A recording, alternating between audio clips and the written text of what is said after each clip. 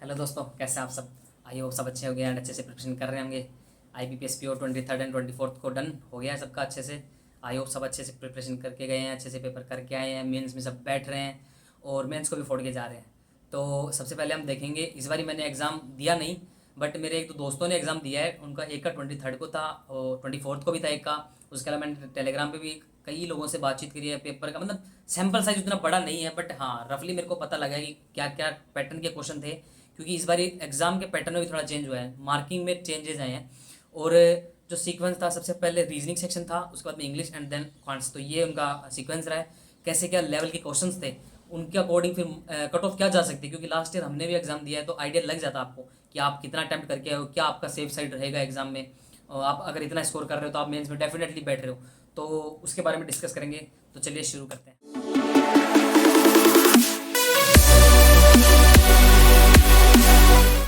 तो सबसे पहले रीजनिंग देखते हैं कि रीजनिंग में 35 क्वेश्चन थे, 40 नंबर की। इस बार रीजनिंग का ये चेंजेस हुआ है कि रीजनिंग के 35 क्वेश्चन जो है वो 40 नंबर के होंगे।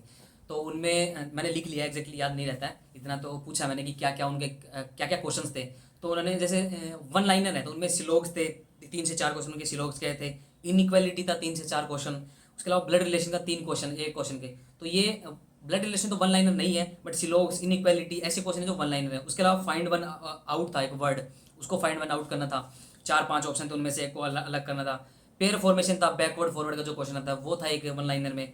मीनिंगफुल वर्ड का था, तो वो आप कभी उस पर रिलाई नहीं कर सकते, आपका कभी बनेगा नहीं भी बनेगा कोई गारंटी नहीं है, क्योंकि वी डोंट नो एवरीथिंग, ऐसा है। ये था। उसके अलावा सिटिंग अरेंजमेंट में अनसर्टन का क्वेश्चन था एक, जिस शायद उसमें 4 to 5 क्वेश्चन उन्होंने बताया मेरे को कि 4 से 5 क्वेश्चन थे।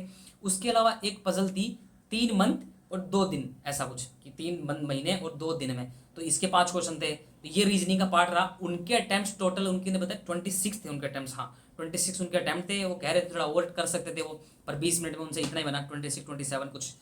फिर आता है इंग्लिश का पोर्शन। इंग्लिश रीजनिंग जो था वो मॉडरेट साइड में था। पेपर इस बार मॉडरेट में ही रहा है, इजियर टू मॉडरेट या फिर जस्ट मॉडरेट के आसपास। क्वांट थोड़ा सा ऊपर की साइड में गया है मॉडरेट से। बट हाँ इंग्लिश का यूँ था कि इंग्लिश में सबसे पहले आरसी आरसी था कुछ क्लाउड किचन का। क्लाउड किचन कुछ यूएसए में, चाइना, ऑस्ट्रेलिया ऐसा कुछ था, जिसके 8 से 9 क्वेश्चन।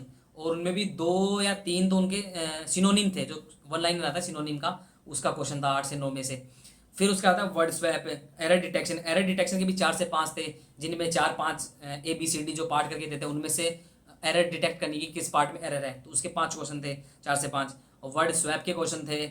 उसके अलावा फिलर के क्वेश्चन थे। मैच द कॉलम का क्वेश्चन था इस बारी। उसके अलावा जो हमेशा आता है पीजे, पैरा जंबल, 5 क्वेश्चन उसके। तो इंग्लिश भी मॉडरेट साइड में थी। इंग्लिश के भी उन्होंने 24-25 ऐसे कुछ अटेम्प्ट करे। इंग्लिश ठीक बता रहे थे वो, कि मतलब उतना खतरनाक नहीं था, और वैसे होता भी नहीं नॉर्मली प्रीलिम्स में। फिर आता है क्वांट्स में भी क्वांट्स थोड़ा सा मॉडरेट टू हायर साइड में रहा है। क्वांट्स के अटैम्प्ट उनको ऐसा लगा कि थोड़ा टफ था, तो उनके एग्जाम उतने नहीं है। 19 अटैम्प्ट उनके रहे हैं, जिसमें टेबल DI जो कॉलम बेस आती है, जिसमें ABCD लेफ्ट साइड में और रेड कलर है। और तो आउट रेड कलर का परसेंटेज दिया आउट ऑफ टोटल, तो उसमें रेड का परसेंटेज से रेड के नंबर निकालने हैं। उसके अलावा ब्लू के नंबर निकालने हैं, ऐसा कुछ था एक क्वेश्चन। उसके 4-5 क्वेश्चन थे। कैसेलेट थी जिसके 4-5 क्वेश्चन थे। फिर आता अर्थमेटिक। अर्थमेटिक का हमेशा यही रहा है कि उसमें सारे क्वेश्चन बना दोगे तो फिर तो बहुत ही बढ़िया है। 10-12 क्वेश्चन थे, जिनमें से उनके 8 बने, 6 बने, 6 से 7 बने उनके, जिसमें मॉडरेट लेवल पे उन्होंने बताया मेरे को। और वेरिएबल बेस था। दैट्स व्हाट मैटर्स, कि वेरिएबल जहाँ आ जाता है कि कईयों का उतना राइट हाथ है थोड़ा उस क्वांट में, तो वेरिएबल पे अटक जाते हैं इधर उधर थोड़ा सा। तो वेरिएबल जहाँ खेल गया वहाँ थोड़ा अटेम्प्ट्स कम रहते ही हैं। उसके अलावा स्पीड मैथ तो एज ऑलवेज अप्रोक्सीमेशन के थे 4 से 5 क्वेश्चन। क्वाड्रेटिक के थे 4 question. Surprise, big surprise, number series no, कोई क्वेश्चन नहीं था उनका नंबर सीरीज में। नॉर्मली नहीं, नंबर सीरीज के 4-4, 5-5 क्वेश्चन आते हैं, या फिर missing number series, wrong number series, उसमें 4 से 5 सवाल आ जाते हैं। तो वो इस बारी नहीं थे। तो उनके क्वांट्स में अटेम्प्ट्स उनके रहे हैं 19। वैसे 26, 25 और 19, ये उनके टोटल अटेम्प्ट जो भी 65 के अराउंड बन रहे हैं वो रहे। फिर बात करते हैं कि कट ऑफ का देखो, मेरे को भी नहीं पता, IBPS में हूँ नहीं। एग्जाम दिया है, आप लेवल बता सकते हो कि एग्जाम का लेवल क्या था, कितनी जा सकती है, एक रफ गैस, क्योंकि लास्ट ईयर हमारे टाइम शायद वैकेंसी ही बढ़ बढ़ के 10,000 के आसपास हो गई थी। तो वो भी आप एक फैक्टर है जो कट ऑफ उस पर डिपेंड करती है बेसिकली। तो इस बार वैकेंसी शायद 5,200 के अराउंड है। अभी रिजल्ट से पहले अगर और बढ़ती हैं तो और कट ऑफ नीचे आएगी, तो वो देखना बाकी है। अदर देन दैट पेपर का लेवल ठीक था, मॉडरेट साइड पर था, तो आई गैस वही 55 के 45 सॉरी 54 55 प्लस माइनस 2 वही रेंज रहने वाली है, नहीं तो और गिर जाएगी अगर वैकेंसीज और ऐड करते हैं, जो बैंकों ने अभी वैकेंसी नहीं दी तो वो देखना बाकी है।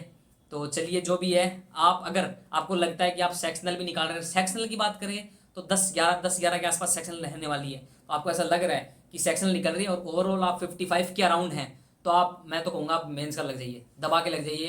प्रीलिम्स और भी है बीच में साथ में, क्लरिकल का भी प्रीलिम्स है, वो हो जाएगा। आरआरबी का तो अभी बहुत टाइम है। एसबीआई का अगर कोई दे रहे हैं तो उनका भी एसबीआई पीओ मेंस भी होगा, तो मेंस को फोड़ दो, अभी से लग जाओ अच्छे से।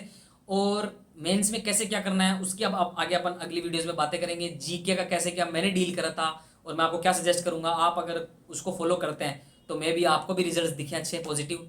तो चलिए इस वीडियो के लिए इतना ही था, ऐसा कुछ मेरे पास था नहीं कि मैं पेपर दे के आऊँ, तो ये कोई सेल्फ एनालिसिस है नहीं, बट हाँ मैंने पूछा है लोगों से कैसे कैसे उनके एग्जाम गए, क्या क्या उनका लेवल रहा पेपर का, तो उससे मैंने अपना भी, मेरे को भी जितना आइडिया है उसको आप लोगों के साथ शेयर करा। तो वीडियो देखने के लिए thank you so much, share करिए और नेक्स्ट वीडियो में अपन और बात करेंगे। Thank you so much.